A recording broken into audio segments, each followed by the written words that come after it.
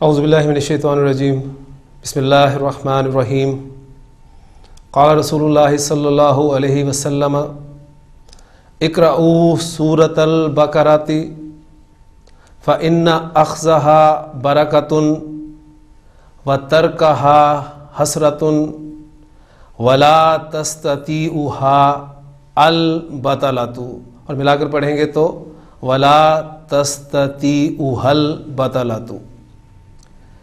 رب اشرح لی صدری ویسر لی امری واحلل عقدۃ من لسانی یفقہوا قولی، آمین یا رب العالمین۔ سورۃ البقرہ ہمارا سبق چل رہا ہے، اور جو میں نے آج آپ کے سامنے حدیث بیان کی ہے یہ حضرت ابو امامہ رضی اللہ تعالیٰ عنہ سے روایت ہے۔ امام مسلم رحمہ اللہ نے اسے روایت کیا ہے، اور ایک لمبی حدیث ہے جس کا آخری حصہ میں نے آپ کے سامنے بیان کیا ہے۔ بڑے خوبصورت الفاظ ہیں یہ۔ سب سے پہلے ہم ان الفاظ کو گرامیٹیکلی دیکھتے ہیں، پھر انشاءاللہ تعالیٰ اپنے سورۃ البقرہ کے سبق پر واپس چلیں گے۔ جملہ آپ کے سامنے ہے اقرؤوا سورۃ البقرۃ۔ اب اقرؤوا آپ کا فعل امر، اور صیغہ جمع کا صیغہ، فاعل اس میں ضمیر مستتر، وہ پچھلے سبق کے حوالے سے بات آپ کے ذہن میں ہونی چاہیے۔ اب اس میں فاعل جو ہے وہ واو اس کا فاعل ہے۔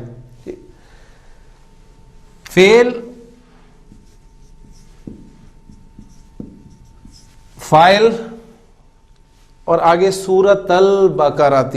آپ کا سورت لفظ جو ہے یہ مضاف، اور البقرۃ مضاف الیہ۔ مضاف اور مضاف الیہ مل کر یہ آپ کا بن گئے مفعول، اور فعل اپنے فاعل اور مفعول سے مل کر جملہ فعلیہ انشائیہ ہوا۔ تو اقرؤوا سورۃ البقرۃ، تم پڑھا کرو سورۃ البقرہ کو۔ فإن أخذها برکۃ وترکها حسرۃ ولا تستطیعها البطلۃ۔ فا مختلف معنی میں استعمال ہوتا ہے، اور یہاں پر یہ اس لیے یعنی وجہ بتانے کے لیے استعمال ہوا ہے کیونکہ انا آپ کا حرف از حروف مشبہ بالفعل ہے، اور اس کے بعد آپ کو پتہ ہے کہ اس کا اسم آتا ہے اور ایک خبر آتی ہے۔ تو اخذہا یہ مرکب اضافی جو ہے آپ کا انا کا اسم بن کر آ رہا ہے، اس لیے آپ دیکھ رہے ہیں کہ اخذا یہ نصب میں استعمال ہوا ہے، اور برکاتن یہ انا کی خبر ہو گئی۔ پھر واو حرف عطف، اور ترکہا ترکن لفظ چھوڑ دینا، اور حسرتن اس کا چھوڑنا حسرت ہے۔ ولا تستطیعها البطلۃ، یہاں پر جو الفاظ استعمال ہوئے ہیں وہ تستطیعها۔ اب یہاں پر نوٹ کریں کہ ہا کی ضمیر جو ہے یہ آپ دیکھ رہے ہیں کہ سورۃ البقرہ یعنی سورت کا لفظ مؤنث ہے، اس لیے یہ ضمیر جو ہے وہ سورت لفظ کی طرف لوٹ رہی ہے۔ تستطیعو تا واو عین اس کا مادہ ہے، اور باب استفعال میں جب یہ آتا ہے تو استطاع یستطیع استطاعتن، ٹھیک، ٹو بی ایبل یعنی قابل ہونا۔ یستطیع تستطیع، لا تستطیع ہا۔ صیغہ نمبر 1 اور صیغہ نمبر 4 جب یہ آ جائے تو اس کے بعد آپ کو فاعل آگے ظاہر مل سکتا ہے۔ آگے دیکھیں حالت رفع میں کوئی اسم نظر آ رہا ہے تو اس کا فاعل ہے وہ آپ کو نظر آ رہا ہے البطلۃ، حالت رفع میں لہذا اس کا فاعل ہے۔ یعنی البطلۃ سے مراد کیا ہے؟ یعنی یہ لفظ ہے جمع کا لفظ ہے، اور باطل اس کا واحد اسم ہے، یعنی باطل کی جمع جو ہے وہ بطلۃن۔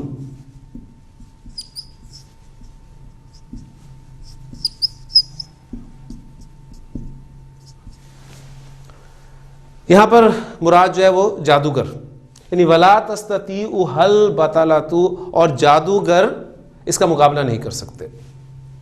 یہ بطلۃ کا وزن جو ہے یہ نوٹ کریں جمع مکسر کا وزن ہے، اور فعلۃ اس وزن پہ بہت سارے الفاظ کی جمع آتی ہے، مثلا کافرن، آپ کو پتہ ہے کافرن کی جمع سالم بھی آتی ہے کافرون، اور جمع مکسر بھی استعمال ہوتی ہے کفارن یا कफरतुन।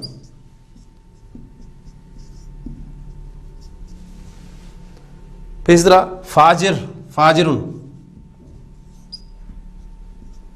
फाजिरुन की जमा फाजिरूना भी आती है जमा सालिम, और जमा मुकस्सर भी इस्तेमाल होती है फुज्जारुन या फजरतुन।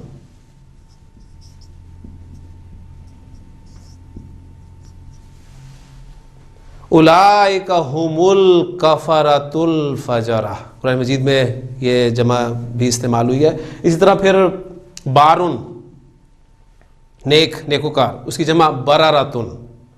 फिर सफरतुन, फिर तालिबुन की जमा तलाबातुन। तो ये वज़न जो है आपका फ़ालातुन का वज़न, ये एक जमा मुकस्सर का वज़न है। इसमें अब बातिलुन की जमा मुकस्सर के तौर पे लफ्ज़ इस्तेमाल हुए, इसलिए आप देखेंगे कि यहाँ पर फ़ेल का सीगा जो है सीगा 4 यानी वाहिद मुअन्नस गायब वाला सीगा इस्तेमाल हुआ है। तो इस हदीस को एक मरतबा फिर जहन में ताज़ा कर लें। हुज़ूर उनका बड़ा खूबसूरत फरमान है, इक़राऊ सूरतल बकरा थी, सूरतुल बकरा पढ़ा करो, यानी ज़रूर पढ़ा करो।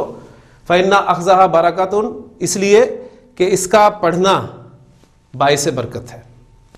व तर्कहा हसरतुन, और इसका छोड़ देना बाइस हसरत है। वला तस्ततीउ हल बतलतु, और जादूगर इसका मुकाबला नहीं कर सकते। तो ये हदीस जो मैंने आपके सामने, हदीस का बल्कि एक हिस्सा आपके सामने मैंने बयान किया, और ग्रामेटिकली उसका एनालिसिस भी अल्हम्दुलिल्लाह हमारा हो गया। अब हम बाकायदा अपने सबक सूरतुल बकरा की आयत नंबर 3 की तरफ आते हैं। औज़ु बिल्लाहि मिनश शैतानिर रजीम, बिस्मिल्लाहिर रहमानिर रहीम, अलिफ लाम मीम, ज़ालिकल किताबु ला रैब फ़ीह हुदल लिल मुत्तकीन अल्लज़ीना युमिनूना बिल गैबि व युकीमूना अस्सलाता व मिम्मा रज़क़नाहुम युनफ़िकून। सदक़ल्लाहुल अज़ीम। ये 3 आयात सूरतुल बकरा की मैंने आपके सामने तिलावत की हैं, जिनमें से 2 आयात अल्हम्दुलिल्लाह हम अपने पिछले सबक में पढ़ चुके हैं। यानी 2 आयात वो कौन सी थी? पहली थी अलिफ लाम मीम, जो हरूफ मुक़त्ताआत पर मुश्तमिल थी, और दूसरी आयत जो है वो ज़ालिकल किताबु ला रैब फ़ीहि हुदल लिल मुत्तकीन। तो तीसरी आयत जो है वो अल्लज़ीना युमिनूना बिल गैबि व युकीमूना अस्सलाता व मिम्मा रज़क़नाहुम युनफ़िकून। तो ये आयत जो है ये आपकी तीसरी आयत है। इस आयत में आप देखेंगे कि आपको पहला लफ्ज़ जो है वो अल्लज़ीना नज़र आ रहा है। अल्लज़ीना इस्मुल मौसूल है, और इस्मुल मौसूल जब भी आएगा तो ज़ाहिर बात है उसका आगे सिला आएगा, और सिले में आयत का होना ज़रूरी है। वो चंद बातें हैं जो बार बार आपके सामने आएंगी, और बार बार इंशाअल्लाह ताला हमारी ये ताज़ा होती जाएंगी। युमिनूना बिल गैबी, युमिनूना, अब ये युमिनूना आपका फ़ेल मुज़ारे, और मादा इसका हमज़ा मीम नून, ये सब चीज़ें आपके पास जो नोट्स हैं उसमें लिखी हुई हैं, इसलिए मैं ज़ुबानी यहाँ आपके सामने इनको बयान कर रहा हूँ, वहाँ से आप देख सकते हैं। यानी हमज़ा मीम नून इसका मादा है।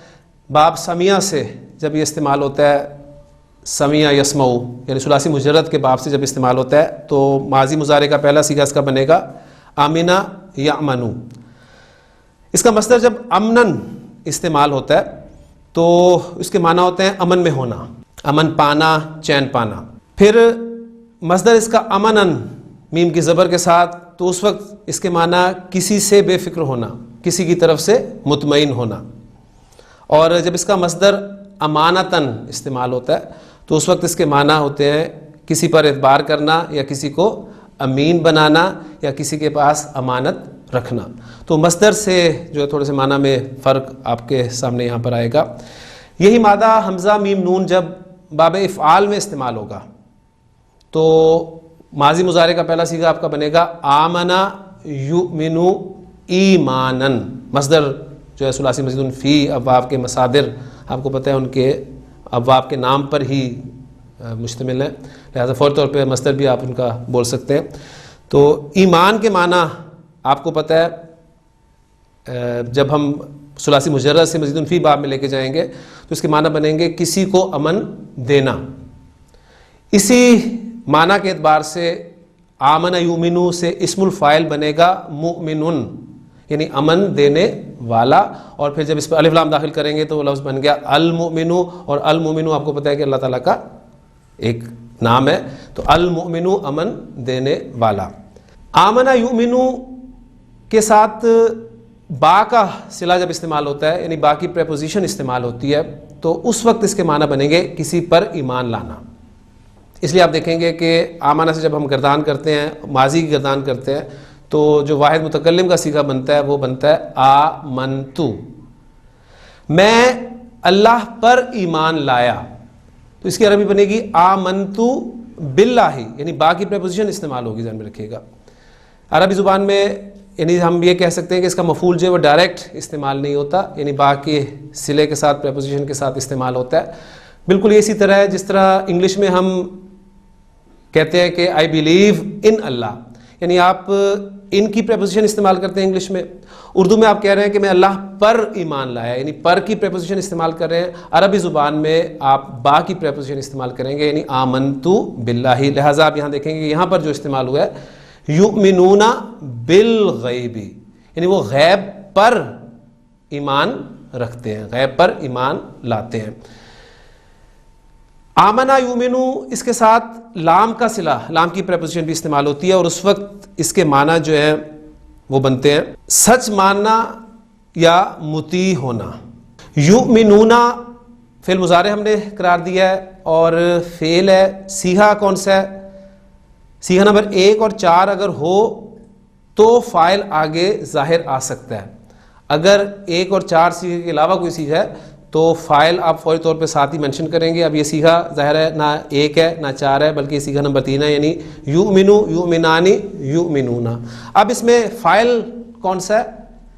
واو، یعنی واو ضمیر مرفوع متصل اس کا فاعل ہے. اب یعنی پچھلے لیکچر کو سامنے رکھتے ہوئے اب یہ باتیں ہم انشاءاللہ تعالیٰ اس آج سے جو ہے اس طریقے سے سامنے رکھیں گے. تو واو اس کا فاعل ہے، اور با حرف جار، اور الغیب یہ مجرور. اب جار مجرور یہ متعلق ہو گئے فعل کے، ٹھیک ہے. اب متعلق ہم انہیں کہیں گے کیونکہ جار مجرور ہیں یہ. ویسے اگر دیکھا جائے تو یہ مفعول بن کر آ رہے ہیں، تو محلاً ہم انہیں منصوب بھی کہہ سکتے ہیں، لیکن سمپل آپ ترکیب اگر سامنے رکھیں تو جار اور مجرور کو آپ فعل کے متعلق کر لیں تو انشاءاللہ تعالی ترکیب میں یہ فٹ ہو جائیں گے. اس کے بعد ایک چھوٹا جملہ یہ ہو گیا یؤمنون بالغیبی، اس کو ہم نے الذین کا صلہ بنا دیا، لیکن آگے آ رہا ہے حرف عطف واو، لہٰذا ابھی ہم اس یؤمنون بالغیبی کو معطوف علیہ قرار دے دیتے ہیں. واو حرف عطف ہو گیا ہمارا. اس کے بعد یقیمون الصلاۃ، یہ جو دوسرا جملہ ہے اس کو ہم معطوف قرار دے دیں گے.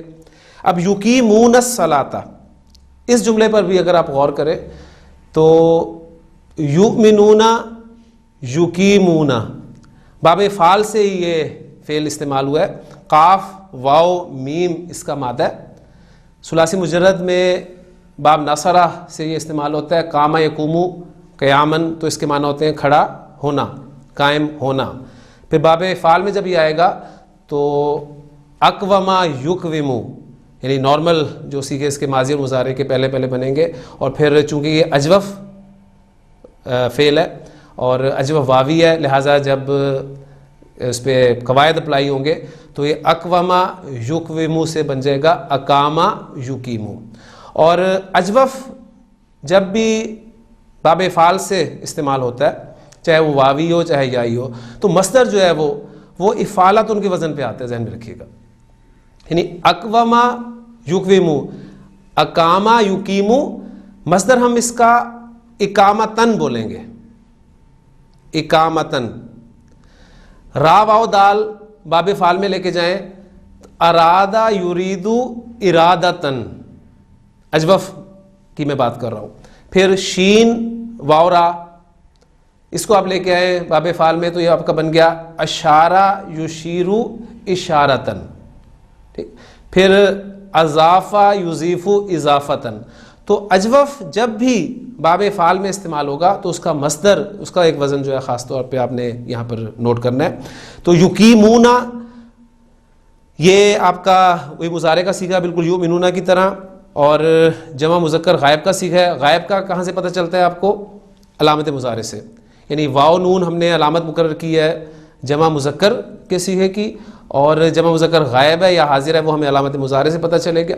یا ہے تو غائب کا صیغہ ہے اور تا ہے تو حاضر کا صیغہ ہے. وَيُقِيمُونَ واو ضمیر مرفوع متصل، اس کا فاعل الصلاۃ، یہ اس کا مفعول ہو گیا. وَيُقِيمُونَ الصَّلَاةَ، تو فعل اپنے فاعل اور مفعول سے مل کر جملہ فعلیہ ہو کر معطوف. وَمِمَّا رَزَقْنَاهُمْ يُنْفِقُونَ. اس میں اب جو الفاظ استعمال ہوئے اس کے حوالے سے چند اہم باتیں میں آپ کے سامنے رکھنا چاہوں گا.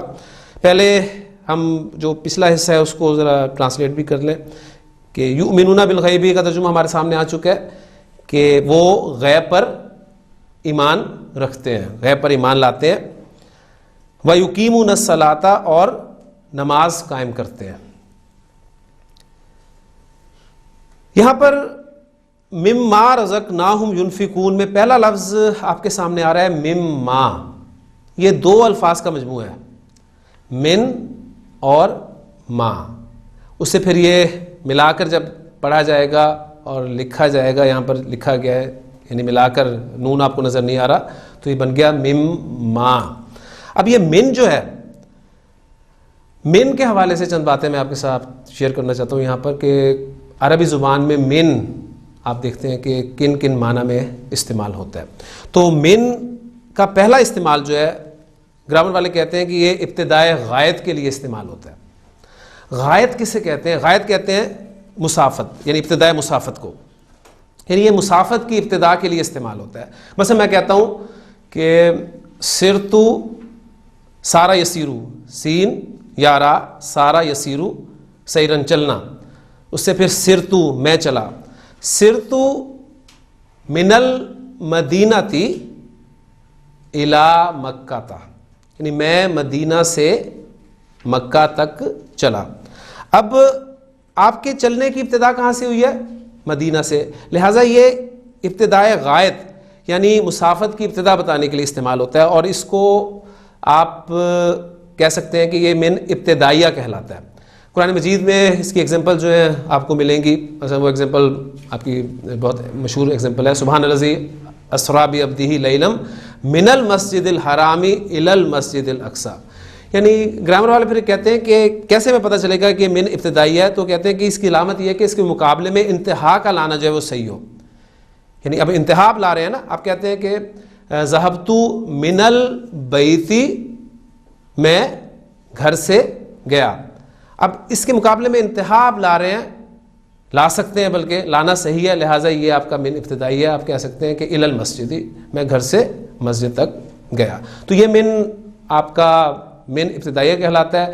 من اور بھی ٹائپس کا استعمال ہوتا ہے، تو اس من کو بھی میں سامنے رکھتے ہوئے بورڈ پر من کی جو اقسام ہیں مختلف وہ آپ کے سامنے بیان کر دیتا ہوں. سرتو آپ کا فعل یعنی انالیسس بھی ساتھ ساتھ کرتے ہیں، چھوٹے چھوٹے جملوں کا انالیسس بار بار انشاءاللہ تعالیٰ ہم کریں گے تو پکا ہو جائے گا، اور پھر یہ چیزیں ہمیں انشاءاللہ قرآن مجید کی بڑی آیات کو سمجھنے میں مدد دیں گی. سرتو فعل اور صیغہ نمبر 1 اور 4 نہیں ہے، لہٰذا اس کے اندر اس کا فاعل ہے، اور فاعل ضمیر بارز، ٹھیک، یعنی تا ضمیر جو ہے یا تون ضمیر جو ہے یہ اس کا فاعل ہے.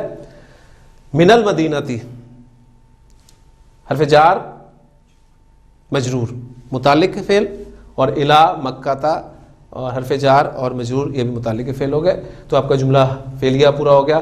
اس میں اب جو دو چیزیں سامنے آ رہی ہیں وہ بھی ذہن میں تازہ کرتے جائیے گا. من کے نون ساکن کو ہم آگے ملا رہے ہیں زبر دے کر، ورنہ عام قاعدہ کیا ہے کہ کسی بھی ساکن حرف کو آپ آگے ملاتے ہوئے زیر دے کے ملاتے ہیں، قاعدہ یہ ہے. لیکن اس کا ایکسیپشن جو ہے وہ یہ ہے کہ من کے نون ساکن کو آپ آگے ملاتے ہوئے زبر دیتے ہیں، آپ من المدینتی کر رہے ہیں.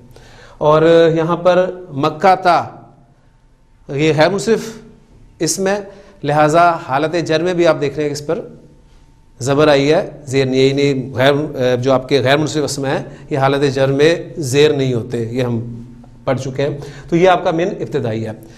اس کے بعد ایک من جو ہے یہ بیان کے لیے استعمال ہوتا ہے، یعنی کوئی مبہم چیز ہو اس کو بیان کرنے کے لیے، اس کو واضح کرنے کے لیے من لے کر آتے ہیں. مثلا میں کہتا ہوں، بلکہ قرآن مجید کی آیت کے حوالے سے میں آپ کے سامنے ایگزامپل رکھ دیتا ہوں. قرآن مجید میں فَاجْتَنِبُوا الرِّجْسَ، اجتنبا یجتنبو بچنا، اسے فعل امر، اجتنبو تم بچو، فَاجْتَنِبُوا پس تم بچو، کس سے بچو؟ الرجس، گندگی سے بچو. اب الرجس اس سے مراد کیا ہے؟ اس لیے آپ دیکھیں گے کہ من الاوثانی،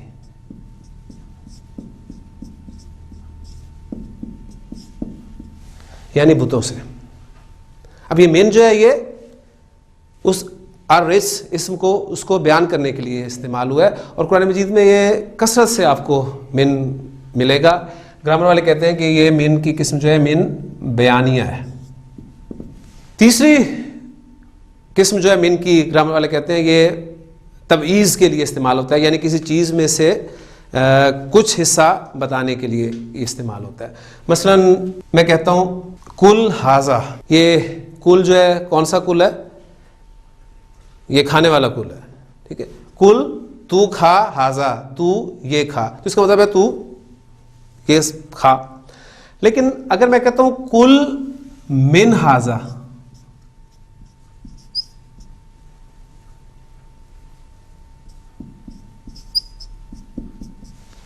تو اب یہ من جو ہے یہ پورا کھانے کے لیے بات نہیں ہو رہی، اب یہ بتایا جا رہا ہے کہ اس میں سے کھا، یعنی جو چیز ہے اس کا بعض حصہ جو ہے کھا، کل من ہاذا۔ اسی طرح آپ کہتے ہیں کہ اخذت، اخذ یاخذ لینا پکڑنا، اخذت دراہم، میں نے درہم لیے۔ اب میں اس کے ساتھ جب من لگاتا ہوں، میں جملہ بولوں گا اخذت من الدراہم،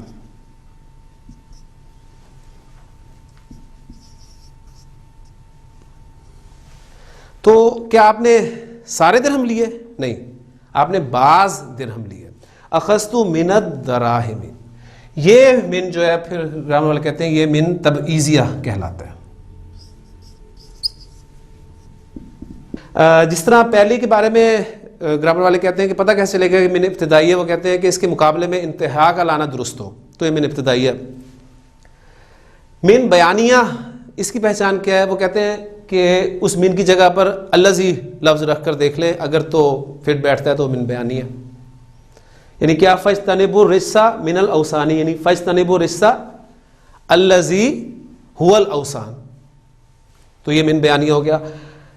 من تبعیضیہ کے حوالے سے اس کی پہچان گرامر والے یہ بتاتے ہیں کہ آپ اس من کی جگہ بعض کا لفظ جو ہے وہ رکھ دیں، یعنی آپ کہیں اخذت بعض الدراہم، میں نے بعض درہم لیے۔ کسی عموم کی قطعیت یا تاکید کے لیے بھی ایک من استعمال ہوتا ہے، یہ عموماً کسی نفی، استفہام یا پھر نہیں کے بعد استعمال ہوتا ہے۔ مثلا آپ کہتے ہیں ما جاءنی احد، میرے پاس کوئی نہیں آیا۔ اب یہ جا کا فاعل ہے احد، لیکن اس جملے کو اگر میں اس طرح آپ کے سامنے لکھوں ما جاءنی من احد، میرے پاس کوئی بھی نہیں آیا، یعنی اب اس عموم میں، یعنی اس نکرہ میں جو عموم کا مفہوم تھا اس میں مزید تاکید، اس کی قطعیت کے لیے یہ من جو ہے وہ استعمال ہوا ہے۔ جملہ آپ بولتے ہیں حل من خبر، کوئی خبر ہے؟ Any news? قرآن مجید میں حل من مزید، کیا کچھ اور بھی ہے؟ ٹیچر سوال کرتے ہیں آپ سے حل من سوال، اینی کوشچن؟ تو یہ اس لیے آپ کہیں گے کہ یہ من کسی نکرہ کو مزید نکرہ کرنے کے لیے، اور یہ من زائدہ پھر گرامر والے اس کو بولتے ہیں، یعنی زائدہ اس سینس میں بولتے ہیں کہ یہ متعلق کسی سے نہیں ہوتے، یعنی اگر ہم اس جملے کا اوپر والا جملہ اس کا انالیسس کرنا چاہیں تو ما آپ کا حرف نفی ہو گیا، جا پھر نون وقایا یا ضمیر منصوب متصل یہ مفعول ہو گیا، اور من یہ زائدہ، اور احدن یہ آپ کا لفظاً مجرور ہے، ٹھیک ہے، لیکن محلاً یہ مرفوع ہے، یعنی اس کا فاعل ہے، تو یہ محلاً محل کے اعتبار سے یہ لفظ بھی آپ کو اکثر گرامر کی کتابوں میں ملے گا، لفظاً مجرور ہے لیکن محلاً یہ ہم اسے مرفوع قرار دیں گے، تو اسے متعلق ہم اس کسی کے نہیں کریں گے، تو یہ من زائدہ ہے۔ پھر من آپ کو پتہ ہے کہ پریپوزیشن کے طور پہ بھی استعمال ہوتا ہے. کچھ ایگزامپلز وہ بھی آپ کے سامنے رکھتا ہوں. مثلاً ساخرہ،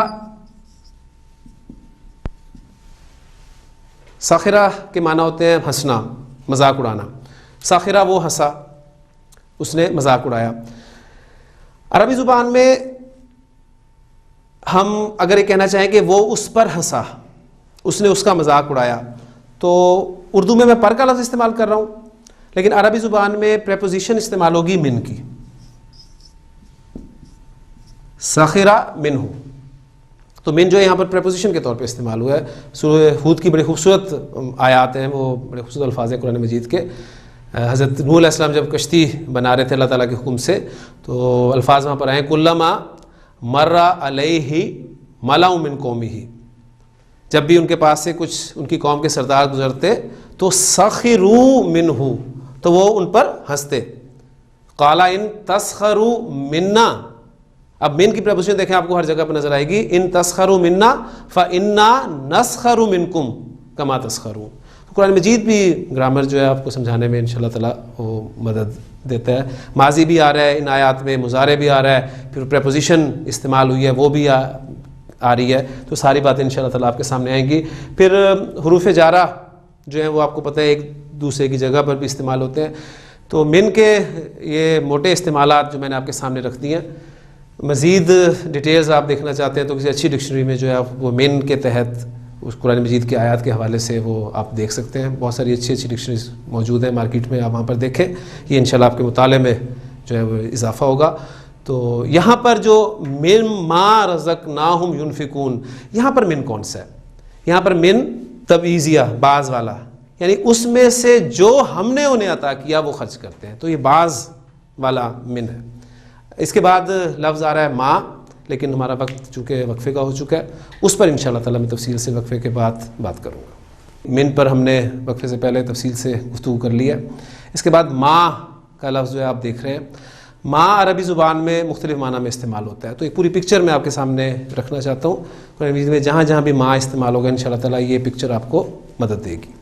ایگزامپلز میں آپ کے سامنے رکھوں گا انشاءاللہ. ان ایگزامپلز کے حوالے سے پھر اس ما کو میں ایکسپلین کروں گا. پہلے ایگزامپل میں نے آپ کے سامنے رکھی ہے ما ضربتہ. یہ ما کون سا ہے؟ یہ ماضی سے پہلے استعمال ہوا ہے، تو جملے کو منفی بنانے کے لیے ہم نے اس ما کا استعمال کیا ہے. ما ضربتہ، میں نے اسے نہیں مارا. تو یہ ما جو ہے یہ ما گرامر کے اعتبار سے ما نافیہ کہلاتا ہے. قرآن مجید میں سورۃ البقرہ میں آپ آگے دیکھیں گے کہ فما ربحت تجارتہم، اور ان کی تجارت ان کے کام نہ آئی. دوسری ایگزامپل میں نے آپ کے سامنے لکھی ہے ما ھذا بشرن. یہ ما کون سا ہے؟ جملہ اسمیہ تھا ہمارا ھذا بشرن، یہ بشر ہے. اس کو منفی بنانے کے لیے، جملہ اسمیہ کو منفی بنانے کے لیے پہلا ما جو تھا وہ جملہ فعلی یعنی ماضی کو منفی بنانے کے لیے ہم نے استعمال کیا تھا. یہ جملہ اسمیہ کو منفی بنانے کے لیے ہم استعمال کر رہے ہیں.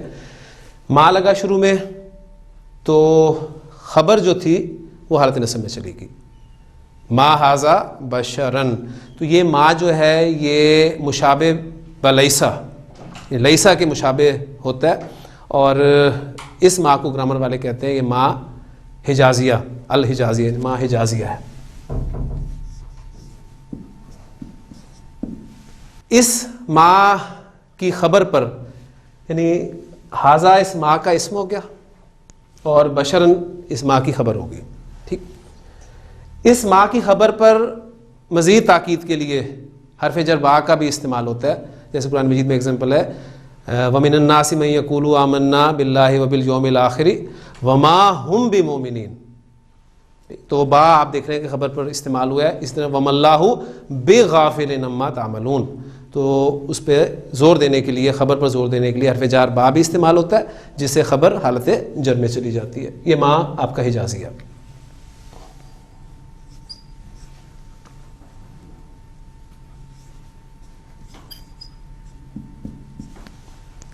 ما ھذا، یہ ما کون سا ہے؟ یہ ما استفہام کے لیے استعمال ہوا ہے، لہذا اس کو استفہامیہ کہا جاتا ہے. ما استفہامیہ. ما ھذا یہ کیا ہے؟ اور اس ما کے ساتھ آپ کو زا بھی ملے گا، ماذا ينفقون.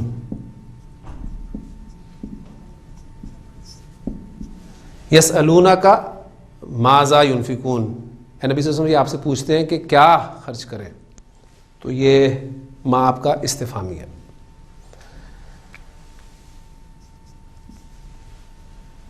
چوتھی ایگزامپل میں آپ کے سامنے لکھ رہا ہوں.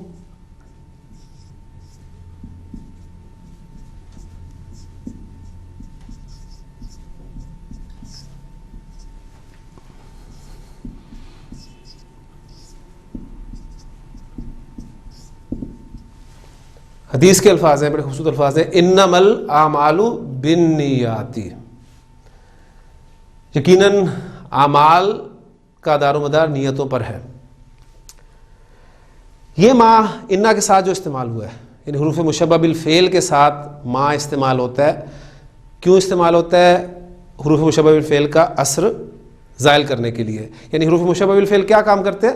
یہ جملہ اسمیہ پر داخل ہوتے ہیں اور جملہ اسمیہ کے مبتدا کو حالت نصب میں لے جاتے ہیں. لیکن جب آپ حروف مشبہ بالفعل کے ساتھ ما کا استعمال کرتے ہیں تو اب ان کا اثر جو ہے وہ زائل ہو جاتا ہے. اس لیے آپ دیکھ رہے ہیں کہ الاعمال وہ آپ کو حالت رفع میں مل رہا ہے. اگر یہ ما نہ ہوتا، سمپل انا ہوتا، تو آپ کہتے ہیں ان الاعمال بالنیات.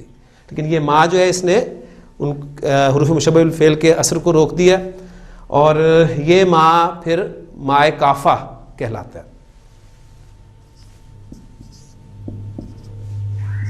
حروف مشبہ بالفعل کے ساتھ جب ما استعمال ہوتا ہے تو اب یہ فعل کے ساتھ بھی استعمال ہو سکتے ہیں، ورنہ فعل کے ساتھ حروف مشبہ بالفعل آپ استعمال نہیں کر سکتے. لیکن جب ماء کافہ آ جاتا ہے تو اب آپ انہیں فعل کے ساتھ بھی استعمال کر سکتے ہیں. قرآن مجید کی بڑی خوبصورت آیت ہے سورۃ دہر کی کہ انما نطعمکم لوجہ اللہ، بے شک ہم تو تمہیں اللہ کی رضا کے لیے کھلاتے ہیں. تو اب یہ فعل کے ساتھ بھی استعمال ہو سکتے ہیں حروف مشبہ بالفعل. جملہ لکھا میں نے آپ کے سامنے، اقرأ کما یقرأ المدرس. اب یہ ما کما میں جو آپ دیکھ رہے ہیں یہ ما مصدریہ کہلاتا ہے. یعنی مفہوم یہاں پر یہ بن رہا ہے اقرأ کا قراءۃ المدرس، یعنی قرأ یقرأ قراءۃً اس کا مصدر ہو گیا نا. تو اس ماء نے اس فعل کو مصدری معنی میں جو ہے وہ بیان کر دیا. اقرأ کا قراءۃ المدرس، یعنی مدرس کی قراءت کی طرح پڑھ، مدرس کے پڑھنے کی طرح پڑھ. تو یہ ماء جو ہے یہ ماء مصدریہ کہلاتا ہے. سورہ مریم کی بڑے خوبصورت الفاظ ہیں. حضرت عیسیٰ علیہ السلام کے قول اللہ تعالیٰ نے نقل کیا، اوصانی بالصلاۃ والزکاۃ ما دمت حیا.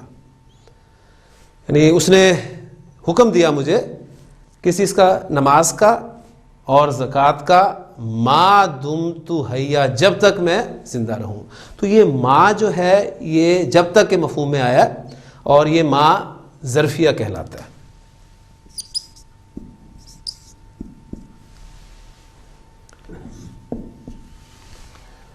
اگلی ایگزامپل میں نے آپ کے سامنے لکھی ہے آپ کی سورۃ الکافرون میں سے، قل یا ایھا الکافرون لا اعبد ما تعبدون. اب یہ ما استعمال ہوئی ہے، کون سا ما ہے؟ یہ ما موصولہ ہے، یعنی میں عبادت نہیں کرتا ما تعبدون کی، یعنی جن کی تم عبادت کرتے ہو. تو یہ ما موصولہ ہے. للہ ما فی السماوات و ما فی الارض، اللہ ہی کا ہے جو کچھ آسمانوں اور زمین میں ہے. اگلا جملہ میں نے آپ کے سامنے لکھا ہے، ما تشرب اشرب. شربا یشربو پینا، یشربو تشربو تشربو، یعنی آپ کا صیغہ کون سا ہے؟ یہ حاضر کا صیغہ، واحد مذکر کا صیغہ، واحد مذکر حاضر کا صیغہ تشربو. اب تشربو نہیں استعمال ہوا بلکہ کیا استعمال ہوا ہے؟ تشرب، یعنی اخف ہو کے استعمال ہوا ہے. اور اخف کیوں استعمال ہوا ہے؟ اس لیے کہ ما شرطیہ ہے. یہ ما شرط کے معنی میں استعمال ہو کہ ما تشرب اشرب، جو تو پیے گا اشرب میں پیوں گا. تو یہ ما شرطیہ کہلاتا ہے.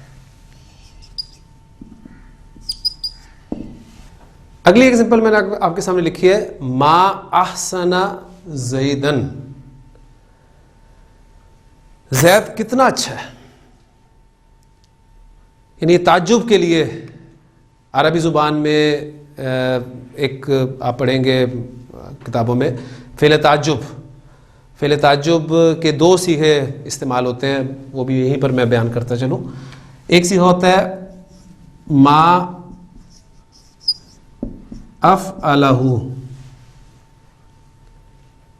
افعلہ، اور ایک صیغہ ہوتا ہے افعل بہ. یہ تعجب کے لیے جو ہے وہ فعل عربی زبان میں وضع کیا گیا. ما افعلہ، ما احسن زیدن، اب یہاں ہو کی جگہ پر زیدن مفعول استعمال ہو گیا، یعنی ما احسنہ، وہ کتنا اچھا ہے. ما احسن النجوم، ستارے کتنے خوبصورت ہیں. How beautiful the stars are, یہ اس ایکسپریشن کو شو کرنے کے لیے آپ استعمال کرتے ہیں ما. قرآن مجید میں ایگزامپل ہے قتل الانسان ما اکفرہ، ہلاک ہو جائے انسان کتنا ناشکر ہے. اب یہ تعجب کے لیے یہ ما استعمال ہوا ہے، اس ما کو ما تعجبیہ کہا جاتا ہے.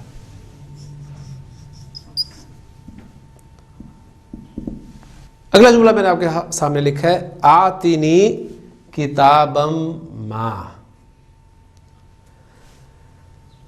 کسی نکرہ اسم کو مزید نکرہ کرنے کے لیے یہ ما استعمال ہوتا ہے.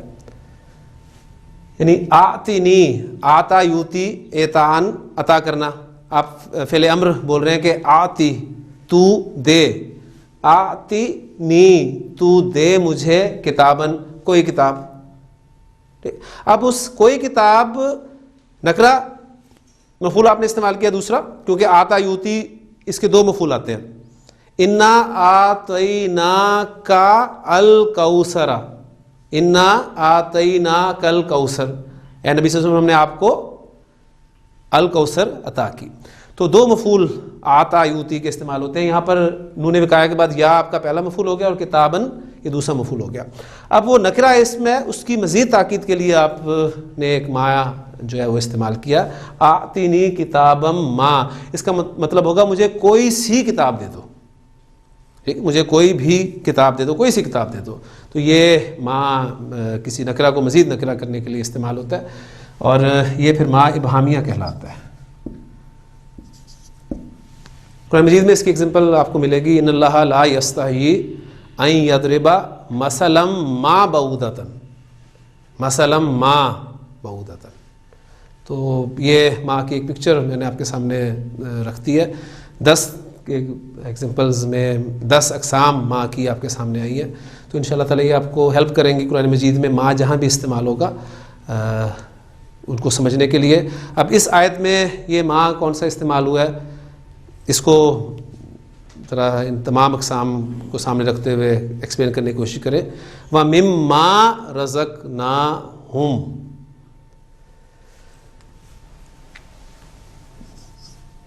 من پلس ما، یہ آپ کا بن گیا مم ما.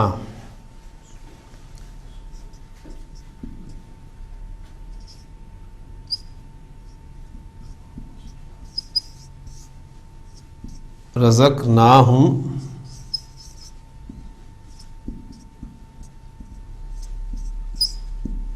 ينفقون.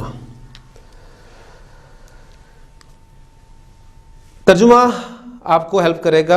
اور اس میں سے جو، اب یہ جو لفظ آپ کو بتا رہا ہے یہ موصولہ کے طور پہ استعمال ہوا ہے، اور اس میں سے جو ہم نے انہیں عطا کیا وہ خرچ کرتے ہیں. یعنی جو نارمل ترتیب میں نے آپ کو اس کی کیا بتائی ہے، ینفقون، یہ آپ کا فعل مضارع، اس کا انالیسز یہیں پر کر لیں تاکہ چیز یہاں پر آیت کا یہ حصہ بھی کلیئر ہو جائے. ینفقون، نون فا قاف مادہ اور باب فعل، انفقا ینفقو انفاقن، خرچ کرنا. پھر صیغہ وہی جمع مذکر غائب کا صیغہ ہے، واو ضمیر مرفوع متصل، یہ اس کا فاعل ہو گیا، فاعل، اور پھر من آپ کا حرف جار، ما آپ نے موصولہ مانا ہے تو موصول ہے تو آگے صلہ آئے گا. ٹھیک, صلہ کیا آ رہا ہے, وہ اب جملہ ہے رزقناہم, رزق کا یرزقو ثلاثی مجرد میں باب ناصر ینصر سے استعمال ہوگا. عطا کرنا, رزق دینا, تو یہ سیغہ کون سا ہے, رزقنا. اب اس میں فاعل کون سا ہے, نا ضمیر مرفوع متصل, یہ اس کا فاعل ہے. فعل فاعل اور ہم یہ اس کا مفعول, یہ ضمیر منصوب متصل, یعنی مرفوع متصل اور منصوب متصل, یہ اب چیزیں آپ کے سامنے الحمدللہ کلیئر ہونی چاہیے. فعل اپنے فاعل اور مفعول سے مل کر جملہ فعلیہ ہو کر صلہ بن گیا, اور موصول اور صلہ مل کر اسے آپ کر لیں مجرور, اور جار اور مجرور مل کر یہ ہو گیا آپ کے متعلق فعل کے. تو فعل اپنے فاعل اور متعلق فعل سے مل کر جملہ فعلیہ آپ کا مکمل ہو گیا. اب اس جملے کو بھی آپ معطوف بنا لیں تو پچھلے جو دونوں جملے ان پر یہ بھی عطف ہو جائے گا. تو الذین یؤمنون بالغیب, یؤمنون بالغیب پورا جملہ معطوف علیہ, وَيُقِيمُونَ الصَّلَاةَ یقیمون الصلاۃ پورا جملہ معطوف, وَمِمَّا رَزَقْنَاهُمْ يُنْفِقُونَ پورا جملہ معطوف. اب یہ حرف عطف کے ذریعے سے صلہ بنا دی ہم نے الذین کا. اب الذین اور صلہ یہ دونوں مل کر جملے میں کوئی پارٹ جو ہیں وہ بنتے ہیں, ہم اس کے بارے میں پڑھ چکے ہیں, لہٰذا اس کو پیچھے جوڑیں آپ. یعنی وہ کیا تھا جملہ آپ کا, ذالک الکتاب لا ریب فیہ ھدی للمتقین. اب وہ المتقین کون ہے, ان کی صفت آپ بنا لیں یا ان سے بدل قرار دے دیں. یعنی یہ ہدایت ہے متقین کے لیے. متقین کون لوگ ہیں, ان کی صفت آگے آ رہی ہے الذین یؤمنون بالغیب, یعنی موصول و صلہ کو ہم اس متقین کی یا صفت بنا دیں گے یا اس سے بدل قرار دے دیں گے. تو اس طریقے سے ہم اسے جوڑ سکتے ہیں, یا اگر آپ اس کو الگ بھی کرنا چاہتے ہیں تو پھر کچھ نہ کچھ سے پہلے محذوف آپ کو ماننا پڑے گا, لیکن زیادہ بہتر یہی ہے کہ آپ اسے المتقین کی صفت قرار دے دیں. اور صفت ظاہر بات ہے موصوف کے تابع ہوتی ہے, لہٰذا المتقین کس حالت میں تھا, حالت جر میں تھا, لہٰذا اب الذین کو بھی ہم حالت جر میں مانیں گے اور ہم کہیں گے محلن مجرور ہے. یہ یعنی محلن کا لفظ جو ہے یہ بار بار آپ کے سامنے آئے گا. محلن مرفوع یعنی محل کے اعتبار سے مرفوع رفع میں ہونا, محلن منصوب یعنی محل کے اعتبار سے نصب میں ہونا, محلن مجرور یعنی محل کے اعتبار سے حالت جر میں ہونا. تو یہ تین ٹرمز بھی جو ہے آپ کے سامنے ہونی چاہیے. تو یہاں پر الذین چونکہ مبنی اسم ہے, الذین رفع میں بھی الذین ہے, نصب میں بھی الذین ہے, جر میں بھی الذین ہے, تو پتہ نہیں چلے گا. تو اب یہ اس لیے ہم یہاں پر کہیں گے کہ یہ محلن مجرور ہے. یہاں پر ایک پوائنٹ اور کلیئر ہونا چاہیے کہ ہم نے پڑھا تھا کہ ماں جب بھی اس موصول آئے گا تو صلہ ضرور ہے اور صلے میں آیت کا ہونا ضروری ہے. یہاں پر آیت کون سی, یعنی اس میں اگر آپ غور کریں تو رزق نا میں نا کی ضمیر ہے لیکن وہ ماں کی طرف نہیں جا رہی. پھر دوسری ضمیر استعمال ہوئی ہے ہم, وہ بھی ماں کی طرف نہیں جا رہی. تو یہاں پر ایک نئی چیز آپ کے سامنے آئے گی کہ عائد اگر مفعول کی ضمیر ہو نا تو اس کو ہائڈ کیا جا سکتا ہے, اس کو حذف کیا جا سکتا ہے. قرأت الکتابہ, میں نے کتاب پڑھ لی. قرأت الکتاب الذی,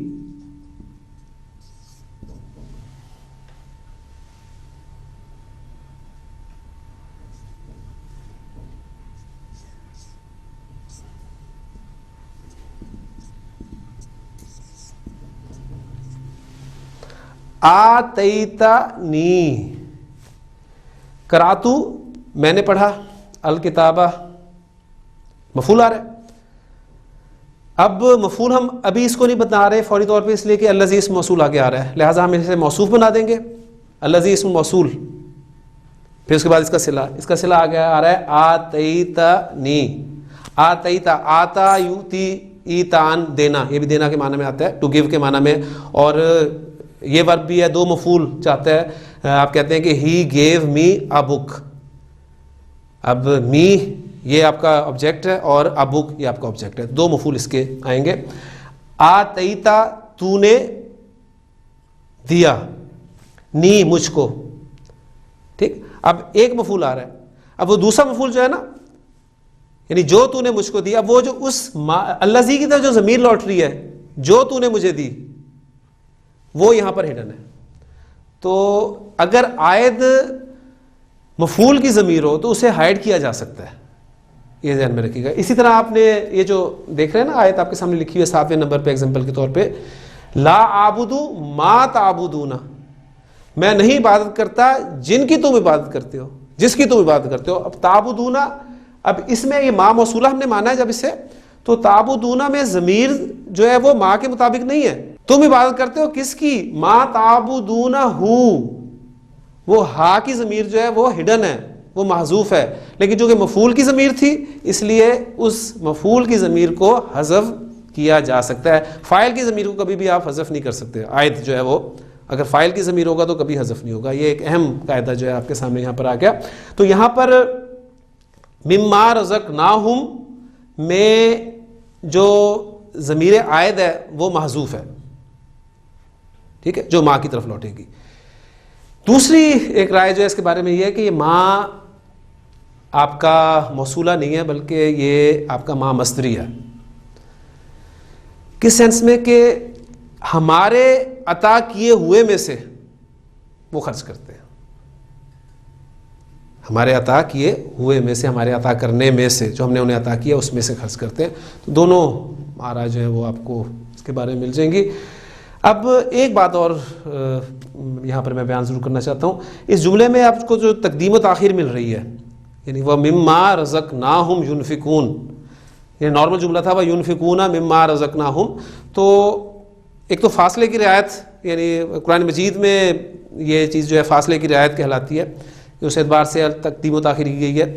اس کے علاوہ آپ دیکھیں گے اس سے زور بھی پیدا ہو گیا, یعنی اور اس میں سے جو ہم نے انہیں عطا کیا ہے وہ خرچ کرتے ہیں. یعنی اللہ تعالیٰ آپ سے سارا کچھ نہیں مانگتا. ایک بات تو اس آیت کے حوالے سے ہمارے سامنے آتی ہے کہ جو کچھ بھی ہمیں ملا ہوا ہے وہ اللہ تعالیٰ کی عطا ہے.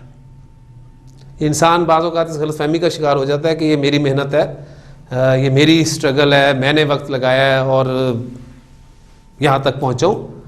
آپ کا کچھ بھی نہیں ہے. جو کچھ آپ کو اللہ تعالیٰ نے عطا کیا, یعنی جو بھی آپ کے پاس ہے وہ اللہ کا عطا کرتا ہے, اللہ کا دیا ہوا ہے. تو اپنے عطا کیے ہوئے میں سے وہ آپ سے مانگتا ہے, اور پورا نہیں مانگ رہا.